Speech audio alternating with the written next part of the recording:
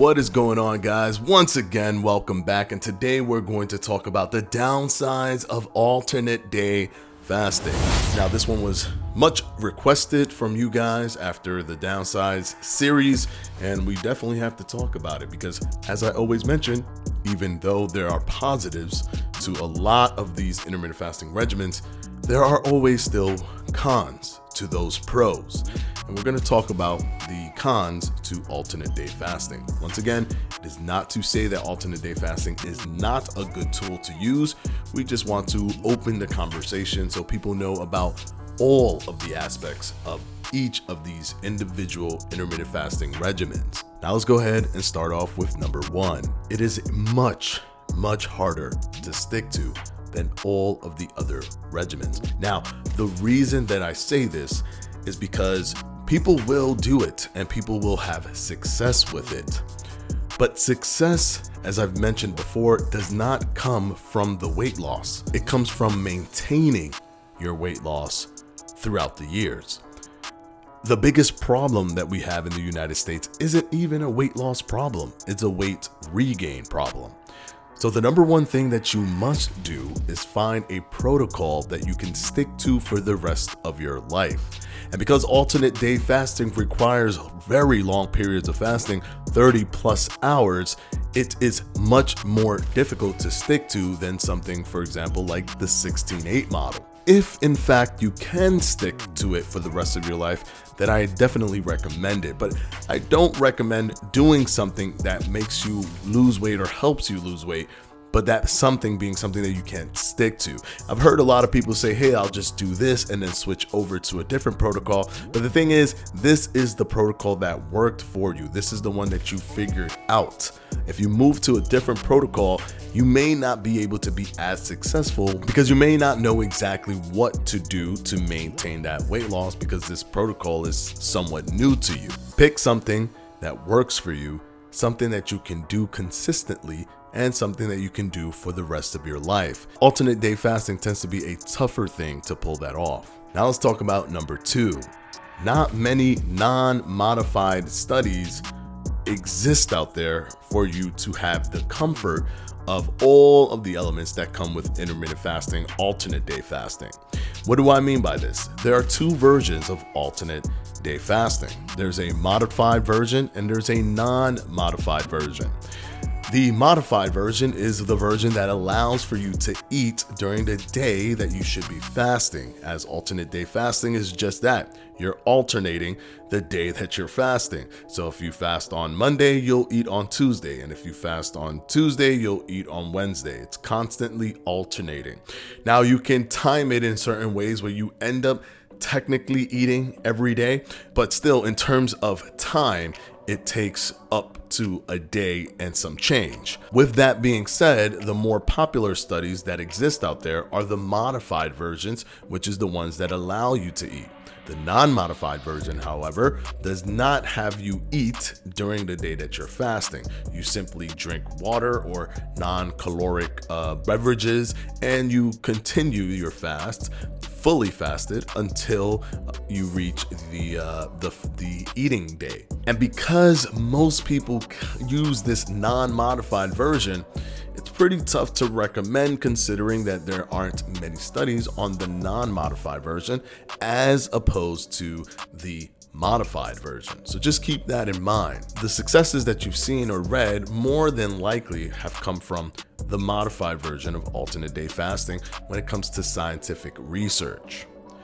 Now let's move on to number three.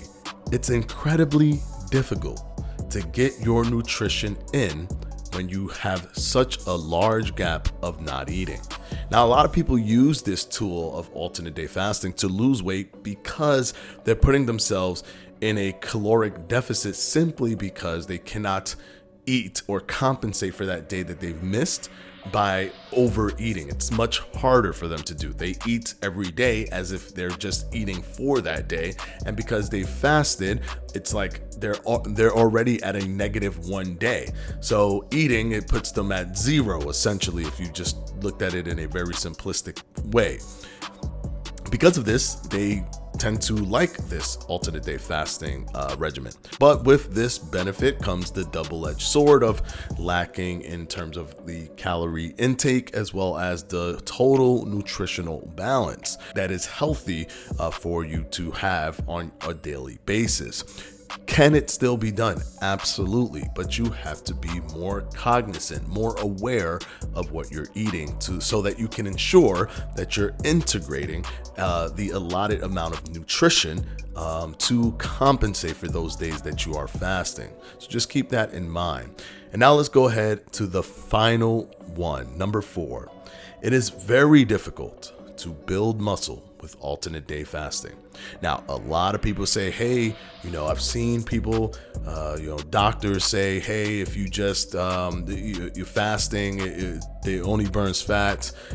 It doesn't burn muscle, or it's like putting wood in a fireplace. You're not gonna break down your whole house to put wood, to put more fire in the fireplace. I've heard all of these different things, but here's the truth, the scientific truth about building muscle is that to build muscle and to build it effectively, over time, you must create what is called protein synthesis. The way you do this is through different avenues. One is increasing your protein intake to accommodate for the lean mass that you have on your body.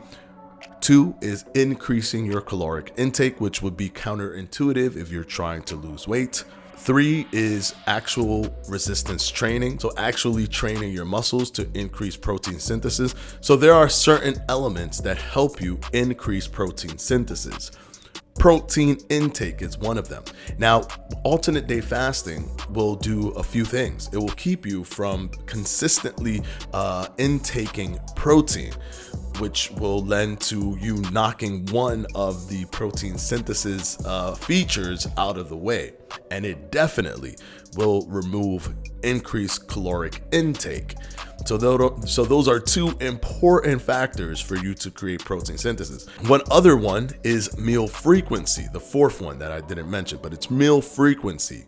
You won't have meal frequency when you're doing alternate day fasting because you'll be fasting for 30 plus hours. So meal frequency out the window, protein intake out the window, caloric surplus out the window. Literally, you're left with just the resistance training. Now, resistance training is probably one of the more powerful factors when it comes to building muscle, but you need that protein that turns into amino acids to create that building block for building muscle. Can you maintain muscle? Yes, it's still much more difficult to do, and you're probably going to be losing a little bit of muscle when you're doing this. But if you want to actually build muscle, and if you want to have more peace of mind for retaining muscle, it is important that you get as much protein as you can to add to that protein synthesis spectrum. The more elements that drive protein synthesis that you are following, the more likely it is that you will succeed with building and retaining muscle. So keep that in mind. It is good for weight loss if you've built a certain amount of muscle and you make sure you're continuously working out and you're still trying to lose weight and you're trying to kind of accelerate it a little bit. Alternate day fasting might be good, but just keep in mind, all of these things are important. Can you stick to it? There aren't many studies on the non-modified version.